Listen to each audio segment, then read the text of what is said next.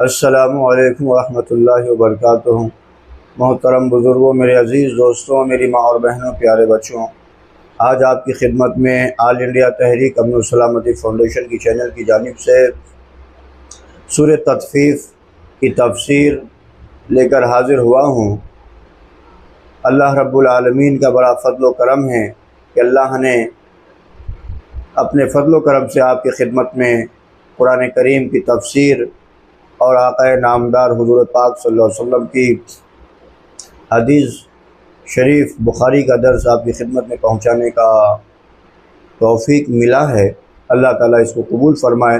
آپ تمام سامعین کرام، آپ سب بھی بڑے خوش نصیب ہے کہ اللہ رب العالمین کے پیغام کو اور ان کے نبی پاک صلی اللہ علیہ وسلم کی باتوں کو آپ سنتے ہیں، لہٰذا آپ اپنے حد تک مت رکھیے، بلکہ آپ اس پیغام کو اپنے تمام دوست احباب رشتہ داروں تک پہنچائیے۔ جب ہمارے پاس کوئی دعوت یا فنکشن ہوتا ہے تو ہم ان تمام دوست احباب کو دعوت دے کے بلاتے ہیں، تو یہ بھی جو ہے قرآن حدیث کی دعوت دینا، ان تک پہنچانا، یہ ہماری آپ کی بہت بڑی ذمہ داری ہے یہ، لہٰذا آپ ہم سب یہ کام کو کریں۔ اللہ تعالیٰ سے دعا کرتے ہیں اللہ تعالیٰ آپ کی ہماری سب کی کوشش محنت کو اللہ قبول فرمائے۔ بیان سماعت فرمائیے۔ جو میرے نئے بھائی بہن اس چینل میں ہیں، دیکھ رہے ہیں، ان سے میری یہ درخواست ہے کہ چینل کو لائک اور سبسکرائب کر لیں، تاکہ ہم جب کبھی ایسی باتیں جب لائیں تو آپ تک جو ہے پہنچا کرے گا۔ اور آپ تمام حضرات سے یہ میری درخواست ہے کہ آپ دنیا کے کس حصے سے اس پروگرام کو دیکھ رہے ہیں، آپ کمنٹ کے ذریعے سے اپنی رائے ہم تک پہنچائیے گا۔ السلام علیکم ورحمۃ اللہ وبرکاتہ۔ الحمدللہ وحدہ والصلاة والسلام علی من لا نبی بعدہ، اما بعد فاعوذ باللہ من الشیطان الرجیم، بسم اللہ الرحمن الرحیم۔ کلا ان کتاب الابرار لفی علیین وما ادراک ما علیون، کتاب مرقوم یشہدہ المقربون الى آخر الآیہ۔ صدق اللہ العلی العظیم وصدق رسولہ النبی الکریم ونحن على ذلك من الشاہدین والشاکرین۔ اللہم الہمنا رشدنا واعذنا من شرور انفسنا، اللہم وفقنا لما تحب وترضى من القول والفعل والنیہ۔ رب اشرح لي صدری ویسر لي امری واحلل عقدۃ من لسانی یفقہوا قولی، آمین یا رب العالمین۔ محترم حضرات، معزز سامعین، ملی بھائیوں، بزرگوں اور دوستوں، سورہ تطفیف 12:30 میں 18 آیتیں آپ کے سامنے گزشتہ درسوں میں آ چکی ہیں۔ علیین اور سجین یہ دو مقام ہیں۔ سجین ان کے لیے رکھا گیا ہے جن کے نام اعمال بائیں ہاتھ میں دیے جائیں گے، جن کے لیے جہنم طے شدہ ہے، اور علیین ان کے لیے ہے جن کے نام اعمال دائیں ہاتھ میں ہوں گے اور جن کے لیے اللہ تعالیٰ نے جنت کا انتظام کیا ہے۔ تو یہاں تک یہ گفتگو ہو چکی تھی۔ اب آگے ابرار کے درجات کا تذکرہ اور ان کے مقام کا تذکرہ یہاں سے شروع ہو رہا ہے۔ آیت نمبر 18 سے آگے بات چل رہی ہے۔ کلا ان کتاب الابرار لفی علیین۔ کلا کے معنی ہرگز نہیں، یعنی جو عام انسان سوچتے ہیں وہ نہیں ہے، بلکہ حقیقت یہ ہے جو یہاں اللہ نے ظاہر کیا ہے۔ ان کتاب الابرار، ان کے معنی بے شک، اور کتاب بمعنی مکتوب ہے۔ یہ کتاب مصدر ہے، مصدر کبھی فاعل کبھی مفعول کے معنی میں آتا ہے، تو کتاب بمعنی مکتوب۔ جیسے قتل میں دونوں ہوتا ہے، قاتل اور مقتول دونوں ہو سکتا ہے، تو یہاں پر کتاب الابرار کہا۔ یہ ابرار جو لفظ ہے اس کا ترجمہ کیا گیا ہے نیک لوگ، ابرار۔ یہ بارون سے بنا ہے۔ بارون، البرو اللہ کے ناموں میں سے ایک نام ہے، بر الرحیم، البرو الرحیم اللہ کے ناموں میں سے۔ تو البارو کے معنی نیکی کرنے والا۔ اب اس نیکی کرنے والے کی جو جمع آتی ہے وہ ابرار آتی ہے، تو بارون سے ابرار اس کی جمع ہے۔ ان کتاب الابرار، بے شک نام اعمال کس کے؟ ابرار کے، لفی علیین، علیین یہ جمع ہے علیون کی، علیون بھی آتا ہے علیین بھی آتا ہے، حالت رفع میں علیون آئے گا اور حالت نصب میں علیین آئے گا۔ اس علیین کے اندر ابرار کے نام اعمال رکھے جاتے ہیں۔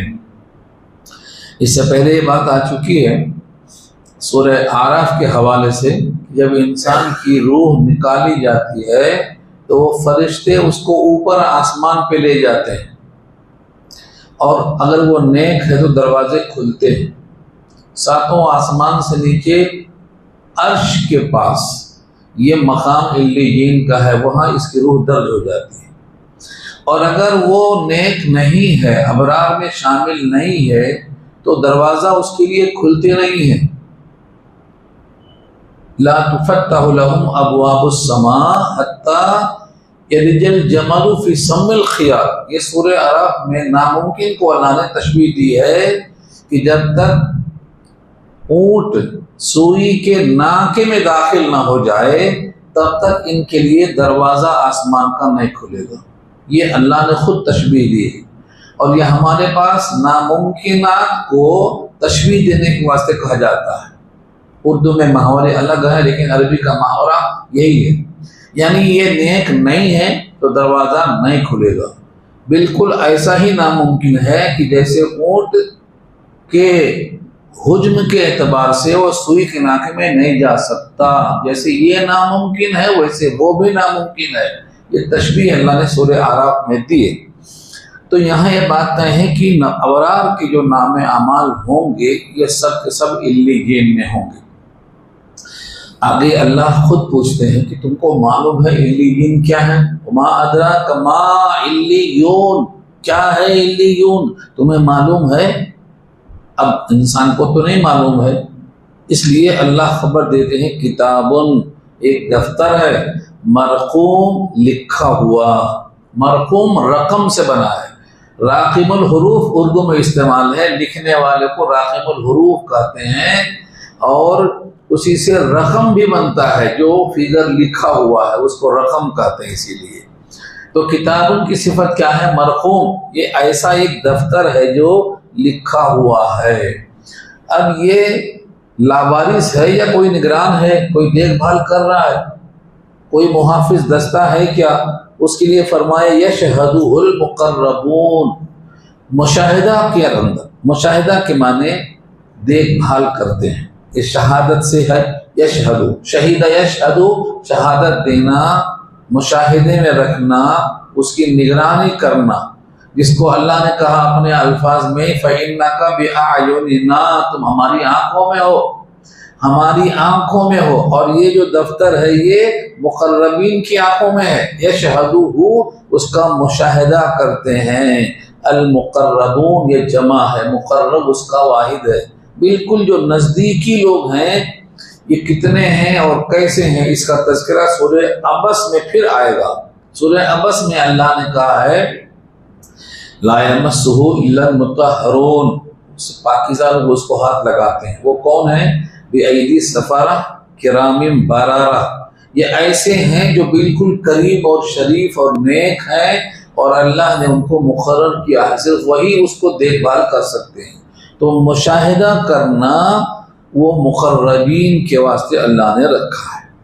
اب یہاں سے ان نیک لوگوں کا انجام بیان ہوتا ہے کہ ٹھیک ہے ان کے اعمال نامے وہاں ہیں، محفوظ ہیں، مشاہدے میں ہیں، خرد برد نہیں ہوگی، فائل غائب نہیں ہوگی، جیسے یہاں بڑی بڑی فائلیں غائب ہو جاتی ہیں جب وقت آتا ہے، تو یہاں سب نگرانی ہو رہی ہے، غائب نہیں ہوگی۔ نتیجہ کیا ہوگا؟ یہاں سے نتیجہ بیان ہوتا ہے ان الابرار لفی نعیم، بے شک جو ابرار ہیں، نیک لوگ ہیں۔ یہ ابرار کون ہیں؟ ہر انسان سمجھتا ہے میں ابرار ہوں، میں نیک ہوں۔ سورہ بقرہ میں آیت البر ایک مشہور آیت ہے، لیس البر ان تولوا وجوہکم قبل المشرق والمغرب، اس ایک آیت میں اللہ نے جو چیزیں دکھاوے کی ہیں ان کی نفی کر دی ہے. جیسے اب مسجد سے نکلے تو قبلے کی طرف پیٹ نہیں کرنا ہے، الٹا چلتے چلے جانا، الٹا چلتے جاتے تھے لوگ. اللہ نے کہا یہ کون سی نیکی ہے؟ دروازہ بیت اللہ کی طرف اگر پیٹ کر لیے تو کیا گناہ ہو جائے گا؟ بہت سے لوگ الٹا چلتے ہیں اور اس کو نیکی سمجھتے ہیں. اور یہ آیت جو آئی ہے نا، آیت البر سورہ بقرہ میں چوتھے پارے دوسرے پارے میں چوتھا رکوع ہے، وہاں سے یہ مضمون شروع ہوتا ہے. 177 نمبر کی آیت ہے، وہ بڑی جامع آیت ہے. اس میں یہ کہا گیا ہے کہ اگر تم اپنے گھروں سے نکل گئے اور کچھ کام یاد آیا تو دوبارہ پھر اپنے کمرے میں آئے تو الٹے آتے، دیوار سے کود کے آتے، دروازے سے داخل نہیں ہوتے. یہ سب کون سی نیکی ہے؟ لیس البر ان تولوا وجوهکم قبل المشرق والمغرب ولکن البر. یہاں سے لسٹ آئی ہے اخلاقیات کی، ایمانیات کی، اعمال کی، پوری لسٹ آئی ہے ایک ہی آیت میں. اگر وہ ایک آیت آپ کے اندر ہے تو آپ ابرار میں شامل ہیں، اور اس میں اگر کمی ہے تو اپنی اصلاح کر لینا ابھی ضروری ہے. تو یہ آیت البر سورہ بقرہ 177 نمبر کی آیت ہے. اس کے حساب سے وہی لوگ نیک ہیں جن میں یہ صفات پائے جائیں گے، اخلاق بھی، ایمان بھی، اعمال بھی، پیسہ خرچ کرنا بھی، وعدہ خلافی سے بچنا بھی، اپنے وعدے کو پورا کرنا بھی، یہ سب اس میں ہے موجود. اللہ نے یہاں پر انہیں کو ابرار کہا ہے. ان الابرار، بے شک نیک لوگ، لفی نعیم، البتہ نعمتوں میں ہوں گے. یہ نعیم نعمتوں سے بنا ہے، آرام دہ. قرآن کریم میں جہاں جہاں نعیم کا تذکرہ آیا ہے، جنت کی نعمتوں کا تذکرہ آیا ہے، کچھ دو چار نام بتانے کے بعد آخر میں یہی کہا جاتا ہے تم کو تمام چیزیں بتانا ممکن نہیں ہے. ہم نے جو انتظام کیا ہے اس کا خلاصہ یہ ہے کہ کسی آنکھ نے دیکھا نہیں ہے اور کسی کان نے سنا نہیں ہے اور کسی کے دل میں خیال تک نہیں گزرا ہے جو ہم نے انتظام کیا ہے. یہ خلاصہ ہے اس کا، یہ حضور پاک نے فرمایا ہے. تو نعمتوں میں ہوں گے، وہ نعمتیں کیسی ہوں گی وہ تم نہیں سمجھ سکتے. بس اتنا یاد رکھو، نزول من غفور الرحیم. وہ دسترخوان غفور الرحیم کا ہے، اور دسترخوان کے جو ہے میزبان کے حساب سے رکھا جاتا ہے. تو اللہ تعالیٰ کا وہ دسترخوان ہے، رحیم کی شان کے مطابق رکھا اللہ نے اس کو. اس دسترخوان کو یہاں تم نہیں سمجھ سکتے، وہ دسترخوان ہم نے تیار کیا. مالا عین رات ولا اذن سمعت ولا خطر علی قلب بشر. دل میں خیال آ ہی نہیں سکتا ہے، تمہیں ہم کیا بتائیں گے؟ تم سے کہیں گے انار تو یہاں کا انار دماغ میں آئے گا، تم سے کہیں گے حور تو یہاں کی عورت تمہارے دماغ میں آئے گی. حالانکہ یہاں وہاں میں جو اشتراک ہے صرف نام کا اشتراک ہے، کیفیات میں زمین و آسمان کا فرق ہے. یہاں کا انار کیسا ہوگا، وہاں کا انار کیسا ہوگا، وہاں کا درخت کیسا ہوگا. تم کو صرف نام معلوم ہوگا، نام ذہن میں آئے گا، کیفیات دل میں نہیں آ سکتی ہیں، کیونکہ یہ انتظام غفور الرحیم کا ہے. تو ابرار لوگ نعمتوں میں ہوں گے. ان نعمتوں میں سے کچھ کا ذکر یہاں ہوتا ہے، جیسے کہا علی الارائک ینظرون. علی الارائک ینظرون، دیکھ رہے ہوں گے. کہاں بیٹھے ہوں گے؟ مسہریوں پر، تختوں پر. ارائک جمع ہے اریکتن کی. اریکتن کو تخت بھی کہہ سکتے ہیں، چھپر کھٹ بھی کہہ سکتے ہیں، اونچی پلنگ بھی کہہ سکتے ہیں. اب ہمارے دماغ میں تو یہی آئے کہ جو دیکھا ہم نے، اس لفظ سے ہی دماغ میں آئے گا جو ہم نے دیکھا ہے. لیکن اس کے لیے بھی حضور پاک فرماتے ہیں تمہارے دماغ میں وہ نہیں آ سکتی جو رحمان نے بنایا ہے. وہ فرق ہے. ایک انسان کو اپنی بنائی ہوئی چیز، دیکھی ہوئی چیز یاد آتی ہے. میں ایک مثال دے کے سمجھاتا ہوں، صرف ایک مثال. ملکہ بلقیس، اس کا ایک تخت تھا، سلیمان نے منگوا لیا اور اسی سے پوچھتے ہیں، اس کے آنے سے پہلے تخت آ گیا، اس کو تھوڑا بگاڑ دیا، چہرہ نقشہ تھوڑا بگاڑ دیا، اور اس سے پوچھتے ہیں تیرا تخت ایسا ہی ہے؟ تو وہ یہ نہیں کہتی یہ نہیں ہے، اور یہ بھی نہیں کہتی یہی ہے. کیوں نہیں کہہ پاتی؟ کانہ ہو بولتی، گویا کی وہ ہے. یہ گویا کی کیوں کہہ رہی ہے؟ کیونکہ اس کی حیت بدل دی گئی، بگاڑ دی گئی. تو ایک انسان، ایک بادشاہ دوسرے بادشاہ کی مصنوع کو ایسا تبدیل کر دیتا ہے کہ وہ خود پہچان نہیں پاتی کہ میری بنائی ہوئی ہے. تو اللہ کی طرف سے جو لفظ اریکہ ہے، ہم کہاں سمجھ سکتے ہیں کہ کیسا ہے؟ وہ تو اس کی شان کے مطابق بنایا گیا ہے. بس یہ نام کا اشتراک ہے. تو علی الارائک ینظرون، مسہریوں پر بیٹھے ہوئے ہوں گے.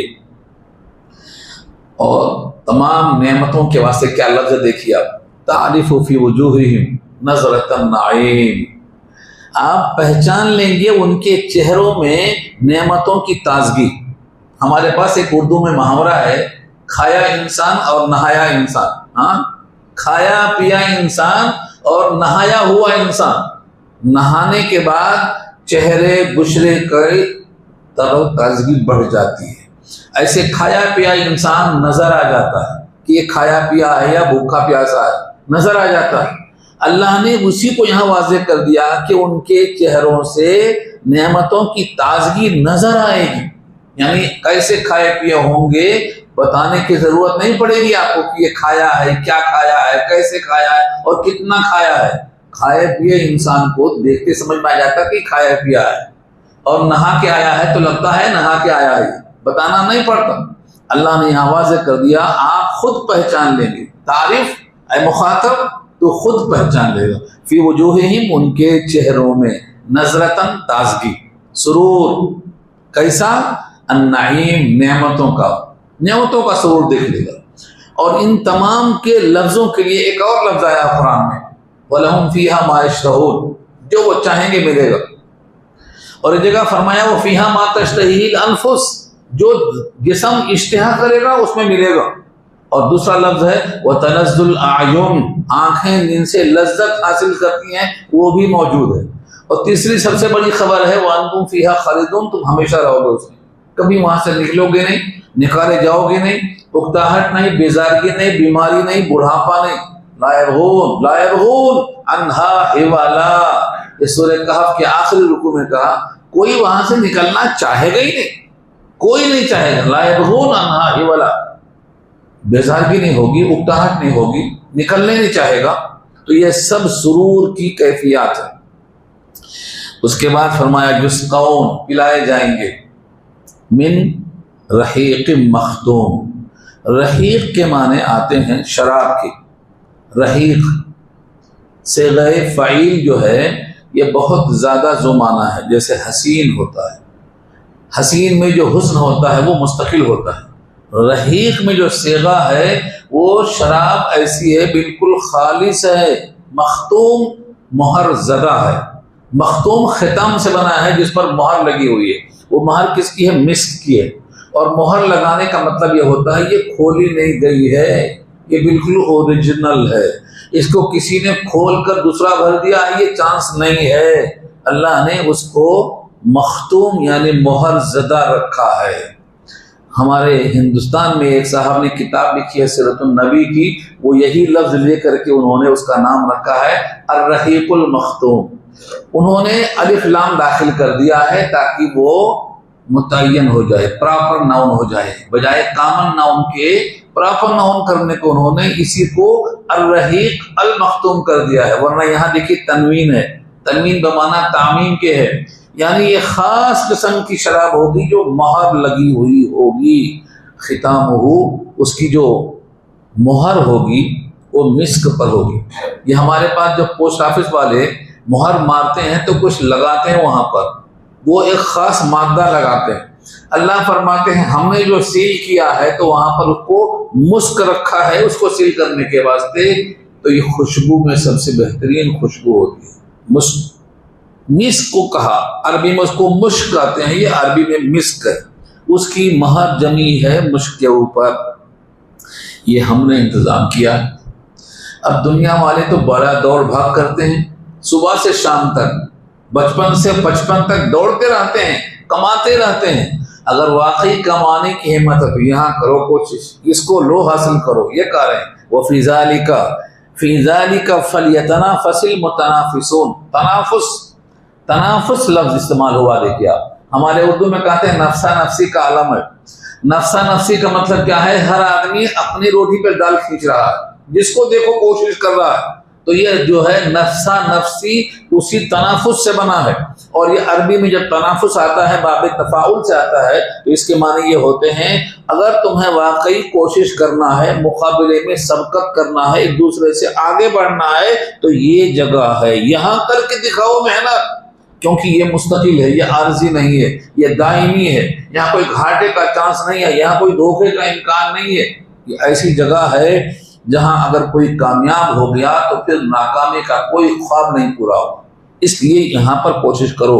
وفی ذالک، اور اسی کام میں چاہیے، فلیتنافس، یہ چاہیے کہاں سے آیا؟ یہ امر مجہول ہے، فا نکال دو تو جو لام زرلی آیا ہے یہ امر مجہول کہلاتا ہے، چاہیے کہ لوگ تنافس کریں، دوڑیں، کوشش کریں، اسی کام کے واسطے کوشش کریں۔ وفی ذالک فلیتنافس المتنافسون۔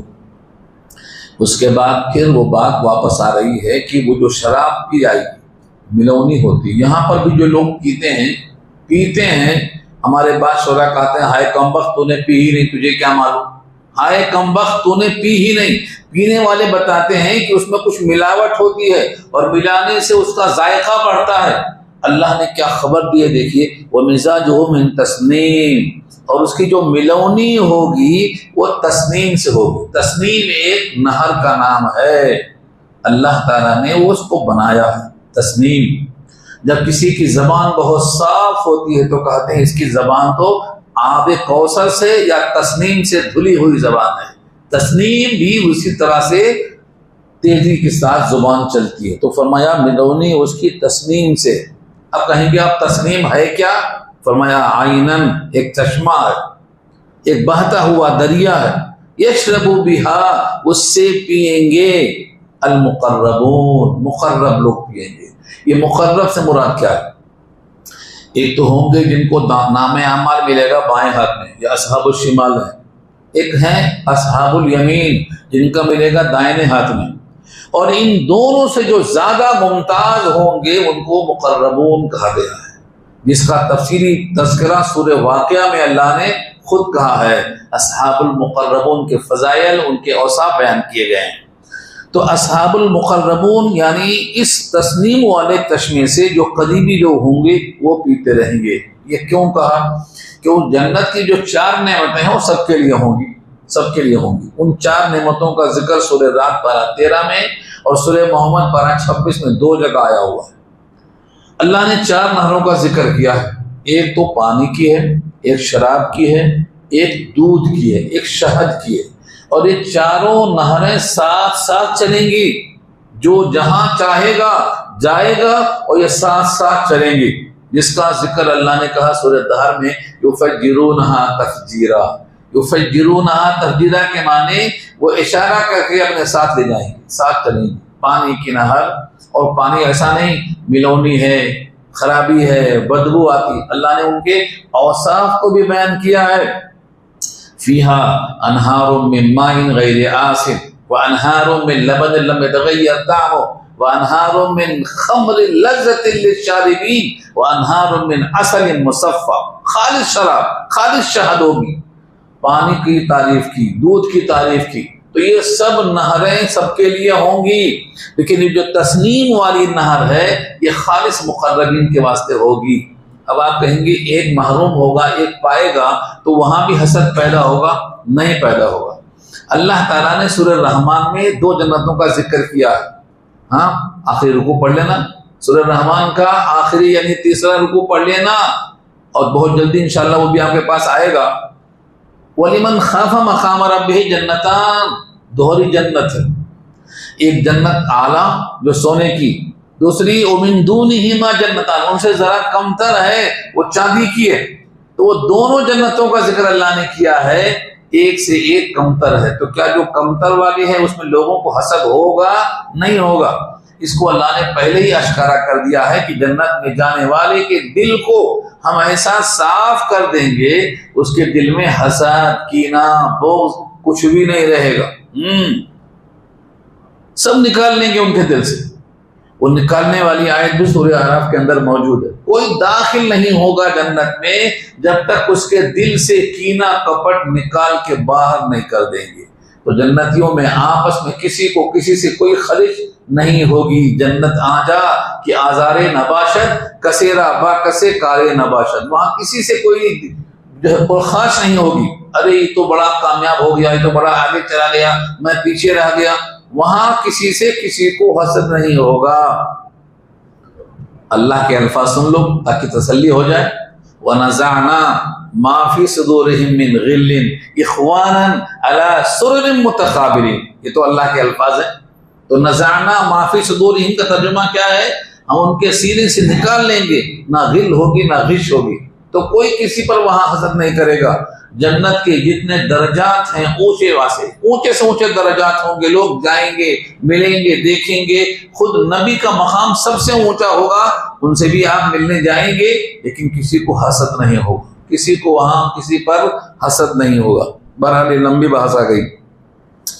یہاں سے اشارہ ہے کہ وہ تسنیم کا چشمہ جس سے مقرب لوگ پئیں گے. اب یہاں تک ان کے اوصاف نعمتوں کے تھے. اب یہاں سے ہے جو مجرم ہیں ان کا کیا حال ہے. ان الذین اجرموا کانوا من الذین آمنوا یضحکون. یہ آیت نمبر 29 ہے, آج کے حالات پر ہے. بالکل آج ہندوستان کے جو حالات ہیں, اور ایک مدبر نے کہا ہے کہ آج ہندوستان کی جو حالات ہیں وہ مکے کے حالات فتح مکہ سے پہلے والے ہیں. فتح مکہ سے پہلے جو مکے کے حالات تھے وہ آج یہاں ہندوستان کے حالات ہو چکے ہیں, اور وہ اسی آیت میں. یہ آیت کو آپ بار بار پڑھیے. ان الذین اجرموا کانوا من الذین آمنوا یضحکون. یہ تو یہاں اب پڑھا جا رہا ہے, لیکن یہ ہے اس وقت کے لیے جب محشر کے میدان میں چرچا ہوگا, تذکرہ ہوگا. کیا جرم ہے دیکھیے. بے شک جو لوگ مجرم ہیں وہ لوگ ایمان والوں سے ہنسا کرتے تھے, مذاق کرتے تھے, تانا مارتے تھے. آج بھی لوگ کہتے ہیں کیسے باولے ہیں, بستر لے کے پھر رہے ہیں. ہاں, اس زمانے میں بھی یہ ماہر نہیں ہے, اس زمانے میں بھی یہ شاطر نہیں ہے, اور اس زمانے میں بھی دنیا کے پیچھے نہیں ہے. پتہ نہیں کون سی بات کرتے ہیں, کس زمانے کی بات کرتے ہیں. یہ کیسے اولے چولے لوگ ہیں, یہ ان کا خیال آج بھی ہے. اسی واسطے ایمان والوں سے وہ ہنستے ہیں. کوئی بھولا بھالا ہے بیچارہ, کم بولنے والا ہے, چالو پنا نہیں کرتا, فریب نہیں ہے, فساد نہیں ہے, تو اس کو بدھو سمجھتے ہیں, اس کو احمق سمجھتے ہیں. یہ آیت یاد رکھیے گا, آیت نمبر 29 ہے یہ. قیامت میں جو لوگ دنیا میں ایسے تھے ان کا کیا حال ہوگا, اگلے جملے میں آلنا اس کو بیان کریں گے. ابھی 2 جملے باقی ہیں. وَإِذَا مَرُّوا بِهِمْ يَتَغَامَزُونَ. اور جب بھی یہ ایمان والوں کے پاس سے ہو کر گزرتے تھے, يَتَغَامَزُونَ, غمزہ آنکھیں مارنا. آنکھیں مارنے کو کیا کہتے ہیں, غمزہ. ایک کھیل ہوتا ہے جب آنکھیں بند کر کے لوگ کھیلتے ہیں, اس کو غمیزہ کہا جاتا ہے. ہاں, لعبۃ الغمیزہ, آنکھیں بند کر کے کھیل کھیلنا. تو یہ تغامزون کے معنی آپس میں ایک دوسرے کو آنکھیں مارتے ہیں. یہ دیکھو جا رہے ہیں, ہاں یہ لوگ ہیں, فلانے ہیں, دیکھو یہ پہچانے جا رہے ہیں. ہاں, آج کل تو لوگ محاورہ بنا دیے ہیں, لباس سے پہچانے جا رہے ہیں. یقیناً پہچانے جائیں گے لباس سے. متقی لوگ قیامت میں پہچانے جائیں گے. یہ ان کا تذکرہ ہو رہا ہے. تو آپس میں جب گزرتے تھے تو آنکھیں مارا کرتے تھے. وَإِذَا انْقَلَبُوا إِلَىٰ أَهْلِهِمُ انْقَلَبُوا فَكِهِينَ. اور جب لوٹتے تھے اپنے گھر والوں کی طرف, بیوی بچوں کی طرف, تو لوٹتے تھے باتیں بناتے ہوئے. فَكِهِينَ, فَكِهِينَ فواکہ, فاکہہ میوے کو بولتے ہیں. ہمارے پاس اردو میں جب کسی کی باتیں بہت میٹھی ہوتی ہیں تو کہتے ہیں اس کی باتوں میں بڑی مٹھاس ہے. تو اللہ نے اس کو فواکہ کہا ہے. جب باتیں کرتے ہوئے اپنے گھر میں لوٹیں گے تو باتیں بڑی میٹھی میٹھی کریں گے. یہ ہے فقیہین. کیسا, آج ہم نے دن میں یہ کیا, آج اتنے لوگوں کو ستایا, آج ان کو ہم نے مذاق کیا, آج ہم نے ان کو بیوقوف بنایا. یہ پوری باتیں جو مزے لے کے بیان کرتے ہیں, یہ ہے آپس میں بیان کرنا. جب لوٹتے اپنے گھروں کو تو باتیں بناتے, میٹھی میٹھی باتیں کرتے. وَإِذَا رَأَوْهُمْ قَالُوا. اور جب ان کو کبھی دیکھ لیتے تو کہتے إِنَّ هَؤُلَاءِ لَضَالُّونَ. بے شک یہی لوگ ہیں جو بہکے ہوئے ہیں, بھٹکے ہوئے ہیں. پورے مکے والے مسلمانوں کو کہتے تھے یہ تو نئے دین پر چلنے والے ہیں, ان کو بھٹکا دیا ہے, یہ گمراہ ہو گئے ہیں, آبائی دین چھوڑ چکے ہیں. جو نسلاً ہمارے پاس دین تھا اس سے گزر چکے ہیں. تو یہ ان کا مذاق تھا، ان کے لیے کہا کرتے تھے.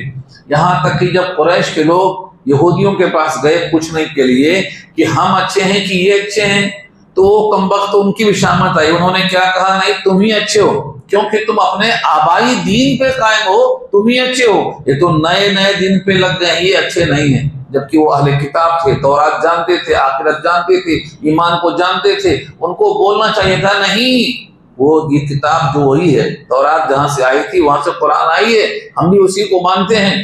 مگر انہوں نے ایسا جواب نہیں دیا. یہ ان کا جواب قرآن میں موجود ہے. تو خلاصہ یہ نکلا کہ جب بھی کسی دیندار کو دیکھتے تھے تو کہتے تھے یہ لوگ بھٹکے ہوئے، گمراہ. اللہ فرماتے ہیں تم ٹھیکیدار کب سے ہو گئے؟ وما ارسلوا علیہم حافظین، حالانکہ نہیں بھیجے گئے تھے ان دینداروں پر نگہبانی کرنے والے. تم کون ہیں؟ حافظین، وہ ساتھ وما ارسلوا آیا، بھیجے نہیں گئے. تمہارا کام تھا تم اپنا دیکھتے، اپنے نامہ اعمال کو دیکھتے، اپنے ایمان کو دیکھتے، اپنے اخلاق و کردار کو دیکھتے. تم کو کس نے کہا کہ تم غیروں کی نگہبانی کرو؟ تمہارے پاس خود اپنا کریکٹر نہیں ہے، اپنا کوئی کردار نہیں ہے، اپنی کوئی صداقت نہیں ہے، اپنا کوئی ایمان نہیں ہے. تم اپنا دیکھنے کے بجائے تم دوسروں پہ نگہبانی کرتے ہو. تم کو یہ کسی نے حق نہیں دیا ہے. وما ارسلوا علیہم حافظین. فالیوم، یہ آج شروع ہوتا. اب یہ ہے محشر کا میدان. فالیوم، آج، الذین آمنوا من الکفار یضحکون، ایمان والے کفار سے ہنسیں گے. یضحکون کے معنی ہنسیں گے، یعنی اس دن کہیں گے جیسے حضرت نوح کی کشتی جب بن رہی تھی تو کشتی بنانے والے پر لوگ ہنس رہے تھے، اور جب طوفان نوح آ گیا تو جو کشتی میں بیٹھ کر اوپر جا رہے تھے وہ ڈوبنے والوں پہ ہنس رہے تھے. بالکل یہی منظر ہوگا محشر کے میدان کا کہ کل تک جو دینداروں پہ ہنسا کرتے تھے آج دیندار ان پر ہنسیں گے. یہ ہے یضحکون، من الکفار یضحکون. اس لیے جو کہتے ہیں نیکی کر دریا میں ڈال، یہ صحیح نہیں ہے. نیکی دریا میں نہیں جاتی، نیکی انسان کو اوپر لے جاتی ہے. الیہ صعد الکلم الطیب، کلمہ طیبہ انسان کو بلند کرتا ہے. والعمل الصالح یرفعہ، اور عمل صالح بھی اس کو بلندی پر لے جاتا ہے. اسی واسطے اپنے آپ کو سدھارو، اس کائنات کی فکر مت کرو، اس کائنات کے بنانے والے کے حکم کی تعمیل میں لگ جاؤ. یہ یہاں اشارہ ہے. تو آج کے دن ایمان والے کافروں سے ہنسیں گے. علی الارائک ینظرون، بیٹھے ہوئے ہوں گے، مسہریوں پر بیٹھے ہوں گے. اب آخری آیت میں اللہ کا تبصرہ ہے، هل ثوب الکفار ما كانوا يفعلون، کیا خوب بدلہ دیا جائے گا کافروں کو جو کیا کرتے تھے. یعنی ان کے کرتوت کا بدلہ بھی عمل کے مطابق ہے. ہنسنے کے جواب میں ہنسنا ہے. یہاں ہنستے تھے وہاں ہنسے جائیں گے. ہمارے اس مضمون کے اوپر لکھا ہے، ہنسے جانے سے جب تک ہم ڈریں گے زمانہ ہم پہ ہنستا ہی رہے گا. ہمیں کسی کے ہنسنے کی کوئی پرواہ نہیں کرنا ہے. ہمیں اپنے مالک کی رضامندی کو دیکھنا ہے اور فکر آخرت پر تیاری کرنا ہے، کیونکہ یہ تو کوئی منزل ہے نہیں، یہ تو گزرگاہ ہے. سب گزریں گے، نیکی کرنے والے بھی گزریں گے، بدی کرنے والے بھی گزریں گے. اور آج جو ہنس رہے ہیں وہ کل کے دن ہنسے جائیں گے. اور اس کا تذکرہ بھی سورہ صافات میں اللہ نے کیا ہے. ایک دوست کہتا ہے میرا دوست نظر نہیں آ رہا ہے، جھانک کر دیکھوں تو ادھر نہیں ہے تو ادھر ہے کیا؟ جھانک کر دیکھیں گے تو جہنم کے بیچ اور بیچ میں پڑا ہوگا. فطلع فرآہ فی سواء الجحیم، جہنم کے بیچ اور بیچ میں ہوگا. اور دوستی اگر اچھے آدمی کے ساتھ میں ہے تب تو راستہ آپ کا اچھا ہے، ورنہ بہت سے دوست غلط دوستوں کی وجہ سے جہنم میں جائیں گے اور انگلیاں کتریں گے. یوم یعض الظالم علی یدیہ، سورہ فرقان میں ہے کہ اپنے ہاتھوں کو قتلتے ہوئے غصے میں کہے گا اے کاش کہ میں نے فلاں سے دوستی نہ کی ہوتی، فلاں کے ساتھ نہ رہا ہوتا. اور وہ اپنے دنیا میں غلط راستے پر چلنے پہ افسوس کرے گا. انگلیاں کاٹنا افسوس کرنے کے مترادف ہے. بات ختم ہو گئی. کوئی سوال کرنا چاہتے ہیں تو آپ کر سکتے ہیں.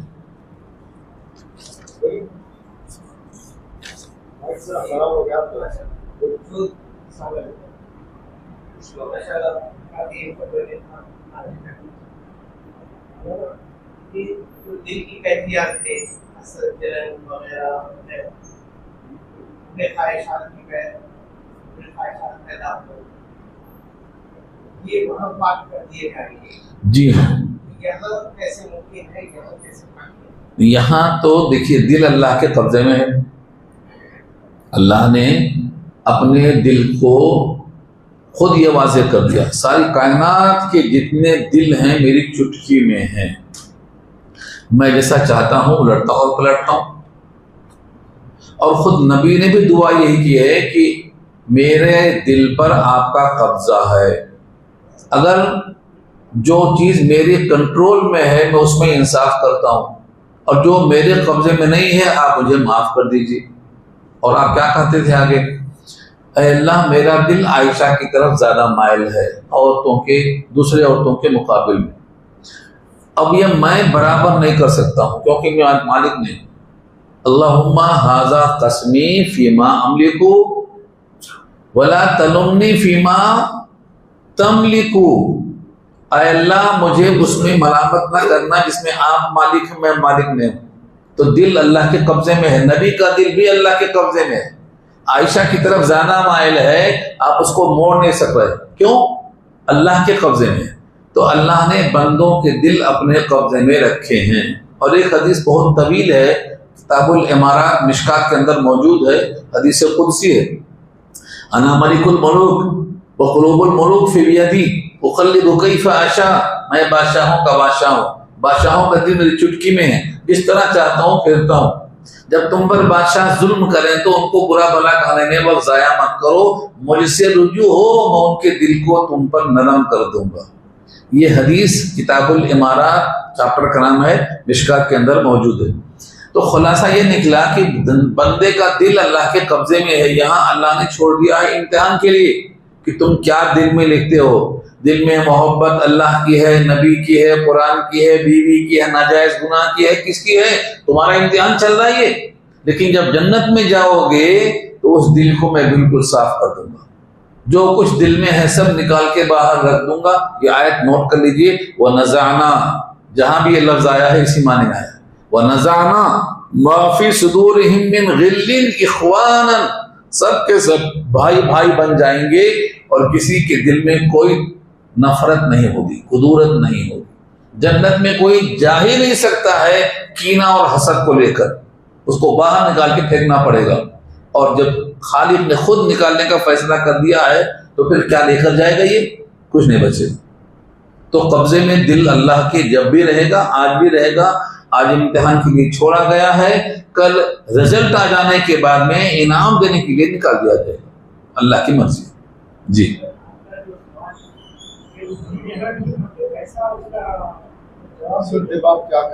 کس کا؟ ہمارے ایک بزرگ یہاں پر ہیں, نہیں, ایک بزرگ یہاں ہیں پیر ذوالفقار صاحب, وہ کہتے ہیں دل بدل دے. ہاں دل بدل دے, یعنی یہ دل آپ اصلاح نہیں کر سکتے, دل بدلنے کی بات کر رہے ہیں. حالانکہ دل بدلے گا نہیں, دل بدلنا کی معمولی بات ہے. ایک گردہ بدلنے کو کروڑوں روپے خرچ ہوتا ہے, یہ دل بدلنا کی معمولی چیز ہے. تو دل بدلنے کا مطلب کیا ہوتا ہے؟ ربنا لا تزغ قلوبنا بعد اذ ہدیتنا.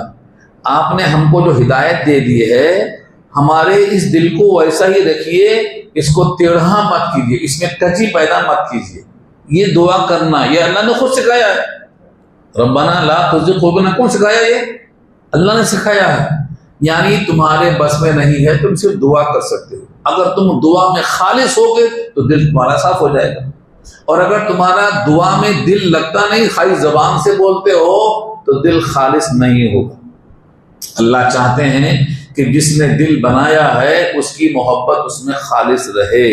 چنانچہ سب سے زیادہ محبت دل میں اللہ کی ہونا چاہیے, اللہ کے نبی سے بھی زیادہ. اور یہ اللہ نے کہا ہے, یہ بھی سورہ بقرہ ہی میں ہے, والذین آمنوا اشد حبا للہ. یہ آیت ہے, جو ایمان والے ہیں وہ زیادہ سخت ہیں محبت میں اللہ کے لیے. تو سب سے بڑی محبت کس کی ہونا چاہیے؟ اللہ. اس کے بعد نبی کا احسان ہے کہ نبی نے تعارف کرایا تو نمبر 2 پہ اللہ کی محبت ہونا چاہیے, نمبر 2 پہ نبی کی محبت ہونا چاہیے. اور نبی نے تعارف کرایا ہے کہ دنیاوی لحاظ سے سب سے بڑا احسان تمہارے اوپر ماں باپ کا ہے, ان کا احسان ہونا چاہیے. یہ اللہ نے بھی کہا انشکر لی ولی والدیک، میرا بھی شکر کر، ماں باپ کا بھی کر۔ اور نمبر 4 پہ آتا ہے تم کو جس نے دین سکھایا ہے، تم تو دیندار نہیں تھے تو جہنم کی طرف جا رہے تھے، تمہیں دین اور ایمان جس نے سکھایا، تمہارا استاد اس کا زیادہ حقدار ہے تو اس کا بھی اکرام کرو۔ تو یہ بہت سی ترتیب ہے۔ اس پر ایک کتاب آئی ہے میرے فرائض میرے حقوق، میرے فرائض اور میرے حقوق۔ یہ پاکستان کے عالم تھے، پرنسپل تھے، نظر کچھ نام ہے، ان کی کتاب ہے، آپ کو اس میں تفصیل مل جائے گی کہ کس کے کیا حقوق ہیں۔ بہرحال دل ہمارا اللہ کے قبضے میں ہے، اگر آپ اللہ کو راضی کر لیں تو آپ کا دل دھل دے گا۔ اور نبی کیا دعا کرتے تھے؟ اللہم زکی نفسی تقوا وزکیہا وانت خیر من زکا انت ولیہا ومولاہا، اور فرماتے تھے اے اللہ میرے دل کو ایسا دھل دے جیسے آپ کپڑے کو دھلتے ہیں، نقنی من الخطایا کما ینقی الثوب الابیض من الدنس۔ اور ایک جملہ ہے کہ میرے دل کو اتنا صاف ستھرا کر دیجئے کیونکہ اس کو دھلنے والے صرف آپ ہی ہیں، دوسرا کوئی دھل نہیں سکتا۔ وانت خیر من زکا۔ تو دل کی دھلائی کے لیے دنیا سے پرہیز کرنا، اللہ کے حکم کی تعمیل کرنا، نبی کا طریقہ اپنانا، زاہدانہ گزارنا زندگی، یہ ہے اس کا علاج۔ حضرت ابو ذر غفاری کو اس امت کا زاہد کہتے ہیں، زاہد هذه الامہ۔ ان کو صرف ایک بیوی تھی۔ ہمارے پاس لوگ ہنستے ہیں مولوی صاحب یہاں تو سب کو ایک ہی ہے، میں نے کہا سب یہاں زاہد ہیں، ہندوستان میں سب زاہد ہیں۔ صحابہ میں سے کسی کو ایک بیوی نہیں تھی سوائے ابو ذر غفاری کے، سب کو ایک سے زیادہ تھی۔ اب کس کے پاس کتنا تھی وہ لمبی لسٹ ہے، اس کو آپ پڑھ نہیں سکتے۔ صحابہ کرام تو زہد کا مطلب یہ ہوتا ہے دنیا میں اتنا ہی رہو جتنا ضروری ہے، بقیہ ہمیشہ اللہ کے ساتھ رہو۔ میں رہتا ہوں دن رات جنت میں گویا، میرے دل کی وہ گلکاریاں ہیں، یعنی جب بندہ اللہ کے ساتھ رہتا ہے تو وہ مست رہتا ہے، اس کو کوئی فکر نہیں ہوتی ہے۔ ہاں درویش خدا مست، نہ شرقی ہے نہ غربی، گھر اس کا نہ دلی نہ صفحہ نہ سمرقند، وہ اللہ میں مست رہتا ہے۔ وہ زبان کے اختلاف، مقامی اختلافات، جغرافی اختلافات، رنگوں کے اختلافات، اس سے بے نیاز ہو کر رہتا ہے، بس میرا رب اور میں، اللہ میں رہنا، یہ اس کا طریقہ ہے۔ جی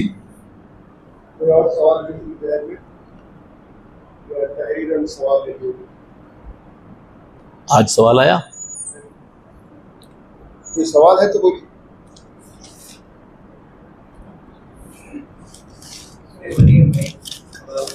جی جی بولیے۔ کیا بولے؟ ہاں دنیا میں ایک ہی ہارون تھوڑی ہیں، دوسرے ہارون ہیں وہ۔ ہاں انہوں نے خود لکھا ہے، مفتی شفیع صاحب نے لکھا ہے دنیا میں ایک ہی ہارون تھوڑی ہیں، دوسرے ہارون ہوں گے یہ۔ ہاں نام کا استوا ہوتا ہے اس کو، میں پہلے کہا دیا نا، ہارون نام کے کئی ہوتے ہیں، یہ وہ ہارون نہیں ہے جو پیغمبر ہے، ان کا زمانہ الگ ہے، ان کا زمانہ الگ ہے، دوسرے ہارون نہیں۔ کوئی سوال؟ اس میں سوالات ہیں۔ پہلا سوال احادیث قدسیہ کتاب کی حدیث نمبر 106 جو کہ روزوں کے بارے میں ہے، کہا گیا ہے کہ ابن آدم کا ہر عمل اس کے لیے سوائے روزے کے، اور وہ میرے لیے اور میں ہی اس کا بدلہ دوں گا۔ اور کہا گیا ہے روزہ دار کے لیے 2 خوشیاں ہیں، ایک بوقت افطار اور دوسری خوشی اس وقت ہوگی جب بندہ اپنے رب سے ملے گا۔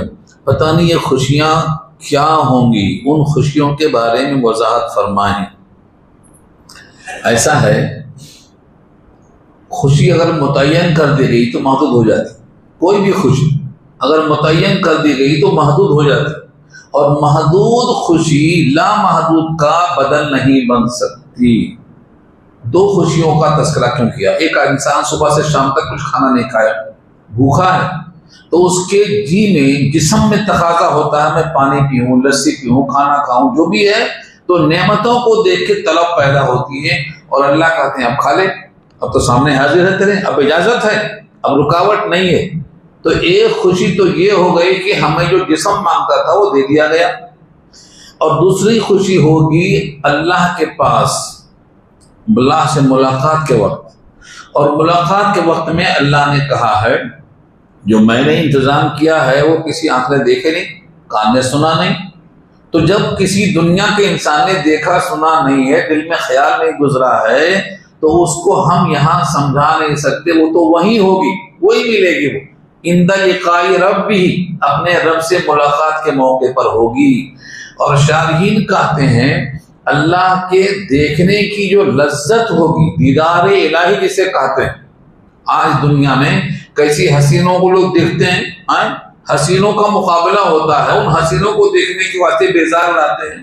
ان ساری کائنات کے حسینوں کو پیدا کرنے والا کتنا حسین ہوگا، اس کو دیکھنے کے بعد جی نہیں بھرے گا، اور لوگ دیکھتے رہ جائیں گے، نگاہیں کسی کی واپس نہیں آئیں گی۔ اور حدیث میں آیا ہے کہ دنیا میں جتنی نعمتیں بندہ جانتا ہے، جنت کی جتنی نعمتیں جانتا ہے، سب نعمتیں اللہ کے دیدار کے مقابلے میں ہیچ نظر آئیں گی، جنت کی نعمتیں بھی ہیچ نظر آئیں گی۔ یہ میں نہیں کہہ رہا ہوں، یہ حدیث میں موجود، بخاری کی روایت ہے۔ لقاء رب کیا چیز ہوتی ہے؟ اگر اس کو آپ پڑھنا چاہتے ہیں تو سورہ یونس 12-11 میں یہ آیت ہے، للذین احسنوا الحسنی وزیادہ، یہ زیادہ کی تشریح پڑھ لیجیے۔ زیادہ کیا ہے؟ جنت میں سب نعمتیں ملنے کے بعد بندے سے اللہ پوچھیں گے کچھ اور چاہیے، کہے گا کچھ نہیں چاہیے، سب دے دیا آپ نے، جہنم سے بتایا، جنت نے بلایا، آپ راضی ہو گئے، ہمیں کوئی تکلیف نہیں، ہمیں اب کچھ نہیں چاہیے۔ اس وقت اللہ فرمائیں گے ایک نعمت باقی ہے، پردہ ہٹ جائے گا، اور اس وقت اللہ کو بے حجاب دیکھیں گے، اور کوئی دیکھتا رہ جائے گا مہینوں، کوئی سالوں، کوئی ہفتوں، نگاہ نہیں پلٹے گی۔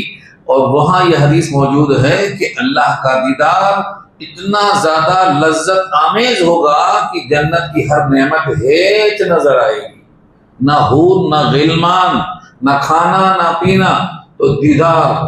اور اس کے لیے اللہ نے ایک لفظ استعمال کیا ہے، وَفِيهَا مَا تَشْتَهِيهِ الْأَنفُسُ وَتَلَذُّ الْأَعْيُنُ، آنکھیں جن سے لذت حاصل کرتی ہیں وہ بھی ہم نے انتظام کیا ہے، اور اس سے مراد خود اللہ کا دیدار ہے۔ اور یہ ہے روزہ دار کے لیے اس کا بدلہ، میں خود ہوں، میں خود ہوں جو لفظ آیا ہے، یعنی اس روزے کے لیے میں بندے کو دوں گا نہیں، اس کی جزا میں خود ہوں، بندہ مجھ کو دیکھ کر لذت حاصل کرے گا۔ یہاں اشارہ اسی دیدار کی طرف ہے۔ جی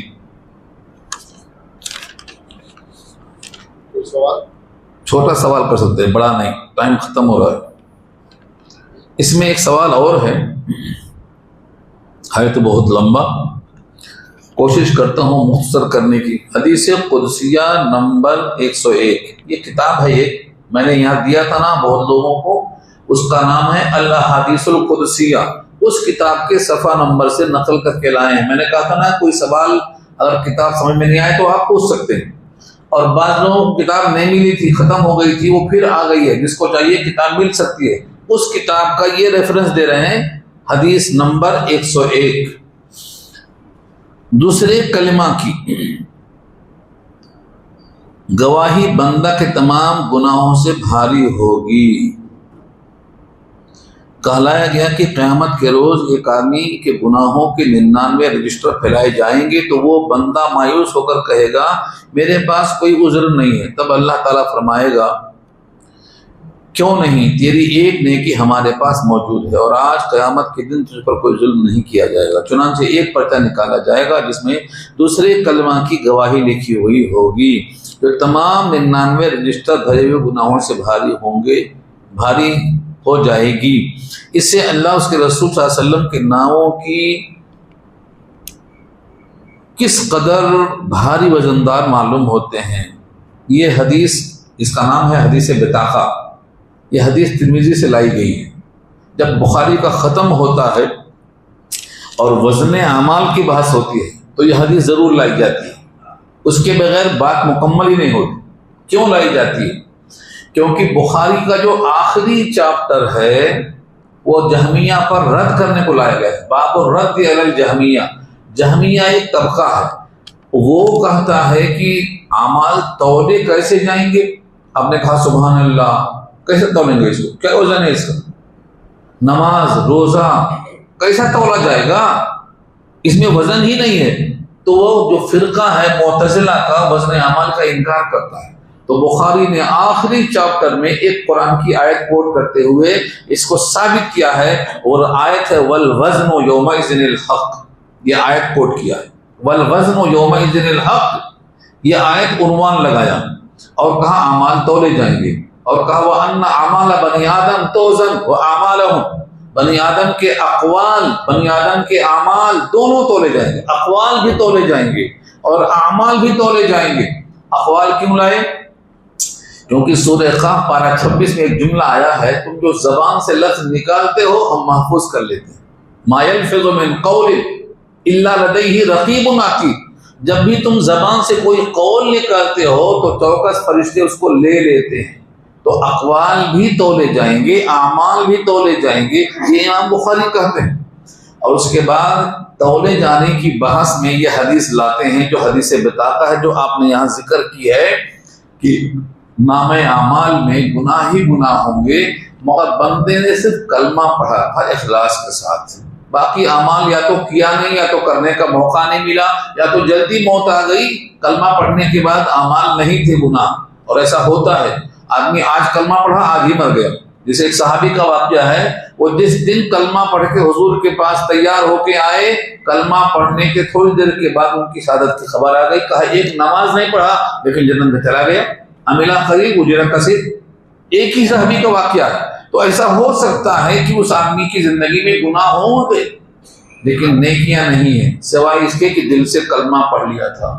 اس بچے کو آتے ہی پورے کے پورے گناہ ہلکے ہو جائیں گے، کیونکہ اللہ کے نام کے مقابل دوسرا کوئی وزندار ہو ہی نہیں سکتا ہے۔ یہ حدیث بطاقہ ترمذی کی لائی گئی، اس کا منشا یہ ہے کہ اگر تم نے دل کی گہرائیوں سے ایک بار بھی اخلاص کے ساتھ کلمہ طیبہ پڑھا ہے تو اس کا وزن، اس کا فائدہ آپ کو ضرور ہوگا، اور یہ تولا جائے گا تبھی فائدہ ہوگا۔ بخاری نے یہ حدیث کوٹ کرنے کا منشا یہ ہوتا کہ تولا جائے گا، قول بھی تولا جائے گا، قول میں طیبہ جو قول ہے نا لا الہ الا اللہ، یہ بھی تولا جائے گا، اور دل کا یقین کرنا یہ بھی دل کا عمل ہے، یہ بھی تولا جائے گا۔ تو زبان کا قول، دل کا عمل تولا جائے گا۔ نماز نہیں ہے تو کیا ہوا؟ دل کا عمل تو ہے۔ تو اس کا منشا یہ ہے کہ آپ کلمہ طیبہ کو اخلاص کے ساتھ دل سے پڑھیے تاکہ یقین ہونے کی جو شرط ہے وہ پوری ہو جائے، یہ یہاں کہا گیا ہے۔ جی، اور کچھ سوالات باقی ہیں ابھی، لیکن ٹائم ہو گیا ہے، باقی حدیثیں انشاءاللہ پوری کریں گے، اور یہ کتاب بھی کسی کو اگر چاہیے تو اس کو آپ تذکرہ کر دیجیے، انشاءاللہ مل جائے گی، دعا کر دیجیے۔ جی ہاں، یہ نماز اشرفی نماز ہے، جن کو نماز کا ترجمہ نہیں معلوم ان کے لیے خاص طور سے کتاب ہے۔ الحمدللہ رب العالمین، والصلاة والسلام علی سید المرسلین، یا حی یا قیوم برحمتک نستغیث، یا رب لک الحمد کما ینبغی لجلال وجهک العظیم، اللہم لا احصی ثناء علیک انت کما اثنیت علی نفسک، اللہم لا مانع لما اعطیت ولا معطی لما منعت ولا ينفع ذا الجد منک الجد۔ وصلی اللہ تعالی علی خیر خلقہ سیدنا و مولانا محمد وآلہ وصحبہ اجمعین برحمتک ارحم الراحمین۔